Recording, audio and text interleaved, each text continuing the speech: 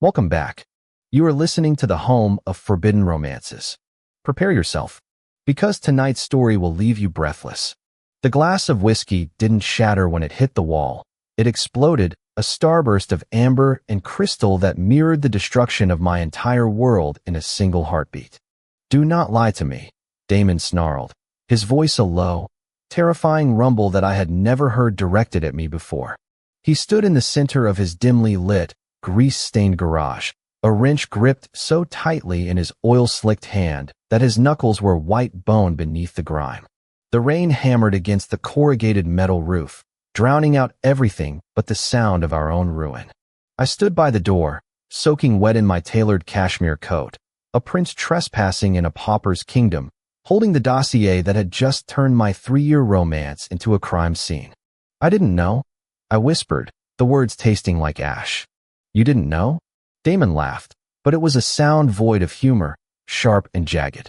He stepped closer, the mechanic's jumpsuit hanging loose on his broad, muscular frame, his dark hair plastered to his forehead.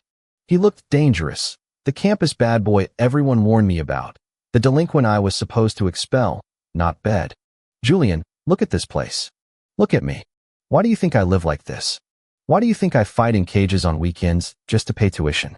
It's because of the name on your credit card. Vane, your mother didn't just buy my father's company. She framed him for embezzlement, drove him to suicide, and left us to rot in the gutter."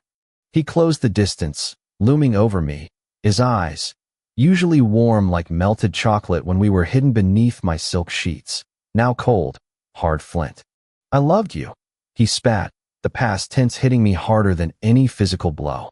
"But every time I kiss you, I taste the money she stole from my family's blood." To understand how we ended up screaming in the rain, you have to understand the silence that came before. At St. Jude's University, the hierarchy was carved in marble. I, Julian Vane, was at the pinnacle. Student council president, heir to the Vane global conglomerate, top of every class, possessing a face that magazines called angelic and a personality my classmates called ice cold. I was the untouchable sculpture on the pedestal. And Damon Cross? He was the graffiti on the wall.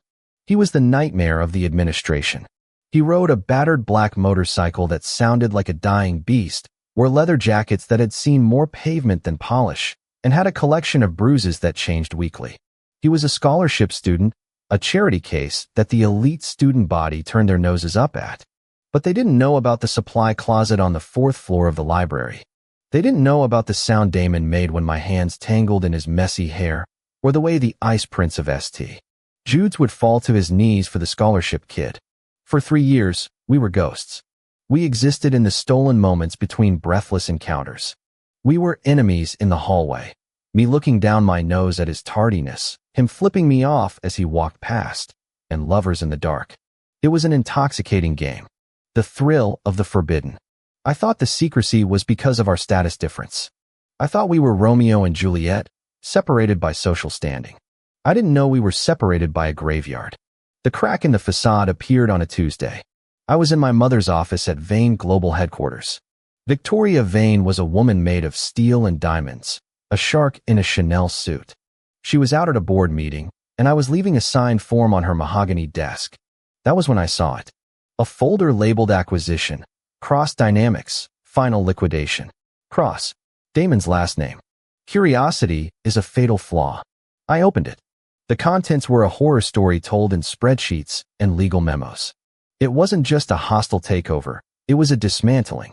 5 years ago, my mother had targeted a mid-sized engineering firm, Cross Dynamics. She had planted evidence of fraud, frozen their assets, and forced the CEO, Marcus Cross, into bankruptcy. A newspaper clipping was stapled to the back. Disgraced CEO found dead in apparent suicide. The date on the obituary was 3 days before Damon's 18th birthday. My stomach churned, while rising in my throat. I looked at the timestamps.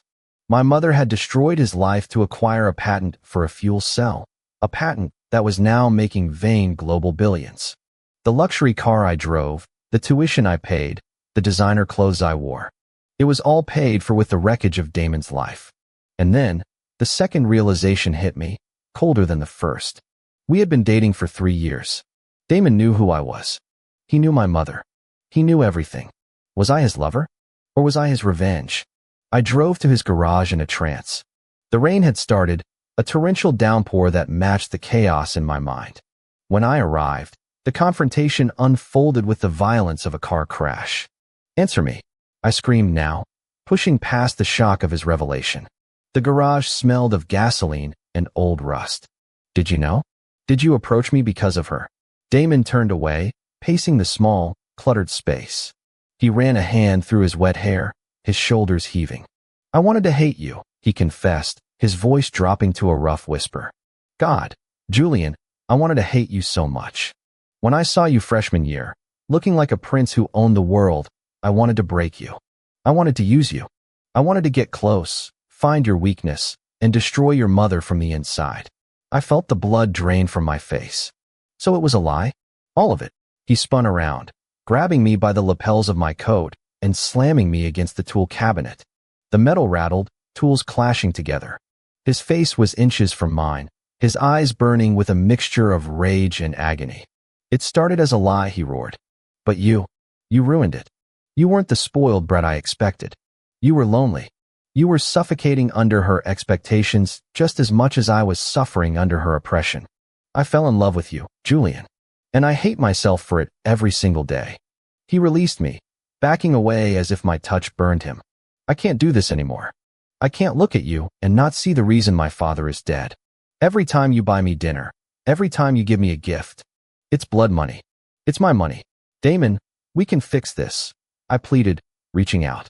"I can talk to her. I can. Talk to her." Damon laughed incredulously. "She's Victoria Vane. She eats people like me for breakfast. You can't fix a dead man, Julian. Go home. Go back to your mansion. We're done." He turned his back on me, picking up a welding mask. "Leave. Before I do something I regret." I left. I walked out into the rain, got into my imported sports car, and drove until the city lights blurred into streaks of neon pain. The weeks that followed were a gray haze. I went to classes, I ran the student council meetings, I maintained the perfection everyone expected. But inside, I was hollowed out. I saw Damon in the hallways. He looked worse than usual, dark circles under his eyes, his gait heavier. He didn't look at me. He looked through me. I tried to hate him for lying to me. I tried to hate him for getting close to me out of revenge. But I couldn't, because the truth he had spoken in that garage haunted me. It's blood money. I started digging. I used my access as the heir to access the deepest archives of Vane Global. I spent nights hacking into encrypted servers, reading emails my mother thought were deleted. It was worse than I thought. She hadn't just framed Damon's father. She had bribed the coroner to rule the death a suicide to avoid an investigation into the stress-induced heart attack caused by her legal hounds. She was a monster, and I was her prince. I looked at myself in the mirror one night. I saw her eyes. I saw her jawline. And I realized that if I did nothing, I would become her. The Vane Global Annual Charity Gala was the social event of the season. Senators, celebrities, and business tycoons gathered in the grand ballroom of the Ritz-Carlton. My mother was the star, glittering in diamonds, holding court. I was expected to give a speech. The dutiful son, the heir apparent. I stood backstage, adjusting my bow tie. My hands were trembling. I took out my phone and sent one text message. To Damon. Location, Ritz-Carlton Ballroom. Asterisk, don't miss the show. I'm sorry, asterisk. I walked onto the stage. The spotlight blinded me. The applause was polite and restrained. I looked out at the sea of faces, at the champagne flutes and the false smiles. I saw my mother in the front row, beaming with possessive pride. I stepped up to the microphone. "Good evening," I said, my voice steady, amplified through the hall. "Tonight, we are here to celebrate success. We are here to celebrate the legacy of Vane Global." I paused. I reached into my jacket pocket. I didn't pull out index cards. I pulled out a flash drive and plugged it into the podium's integrated media system. "But a legacy built on bones," I continued, "is not a legacy. It is a graveyard." Behind me, the massive projection screen that was displaying the Vane Global logo flickered. Then it changed. Documents appeared. Emails. The coroner's report. The bribed police statements. The undeniable proof of the frame-up of cross dynamics. A ripple of confusion went through the crowd. My mother's smile faltered. She stood up, signaling to the tech crew to cut the feed. 5 years ago, I spoke over the rising murmur, my voice gaining strength. My mother, Victoria Vane, orchestrated the destruction of Marcus Cross. She stole his patent. She destroyed his reputation. She drove him to his death. The ballroom erupted into chaos. Security guards were rushing toward the stage. My mother was screaming something, her face twisted into a mask of fury I had never seen publicly. "This company," I shouted, gripping the podium as the guards climbed the stairs, "is built on theft. And I renounce it. I renounce my inheritance. I renounce my name." The guards grabbed me. The microphone screeched as it was torn from my hand. The last thing I saw before I was dragged off stage was the feed cutting to black and the horrified faces of the city's elite. I had just burned down my kingdom. They threw me out the back exit. My mother's head of security, a man I had known since childhood, looked at me with pity as he shoved me onto the wet pavement of the loading dock. "Don't come back, Master Julian. She'll kill you." I sat on the curb, the adrenaline crashing, leaving me shaking. My tuxedo was ruined. My inheritance was gone. I was the son of a criminal, and I had just made myself a pariah. I had nothing. I heard the roar of an engine. The sound was guttural, unmistakable. A black motorcycle skidded around the corner, tires screeching on the wet asphalt. It pulled up to the curb, the engine idling like a heartbeat. The rider kicked the stand down and dismounted. He took off his helmet. Damon. He stood there, staring at me. He was wearing his leather jacket, raindrops glistening on the shoulders. He looked at me, shivering, disgraced, disowned. "You idiot," he said. But his voice wasn't angry. It was thick with emotion. He walked over to me. I couldn't look him in the eye. "I fixed it," I whispered to the ground. "I gave you justice. It's all I had." "You burned your life down," Damon said, kneeling in front of me. He reached out, his rough, calloused hand cupping my cheek, tilting my face up. His thumb brushed away a raindrop, or maybe a tear, from under my eye. "You gave up everything." "I didn't want it," I choked out. "Not if it cost you your family. I'd rather be nothing than be her son." Damon's eyes searched mine. The hardness was gone. The bad boy mask had dissolved, leaving only the boy who had lost everything, looking at the boy who had just voluntarily lost everything for him. "You're not nothing," Damon said fiercely. "You're the only clean thing in this dirty city." He pulled me up. I stumbled, and he caught me, his arms wrapping around my waist, pulling me flush against his chest. The warmth of him seeped through my soaked clothes. "Where do I go?" I asked, looking at the closed doors of the hotel where my former life was currently imploding. Damon smirked, that crooked, arrogant half-smile that I had fallen in love with 3 years ago. He handed me his spare helmet. "My place has a leaky roof and the mattress sucks," he said. "But it's ours. And nobody there gives a damn about the name Vane." I took the helmet. It was heavy, scratched, and smelled like him. I put it on. "Get on," he commanded, mounting the bike. I climbed on behind him, wrapping my arms around his waist, pressing my chest against his back. I could feel his heart beating through the leather. It was strong. It was steady. As we roared off into the night, leaving the sirens and the scandal behind us, I realized something. I had lost my fortune. I had lost my status. I had lost my mother.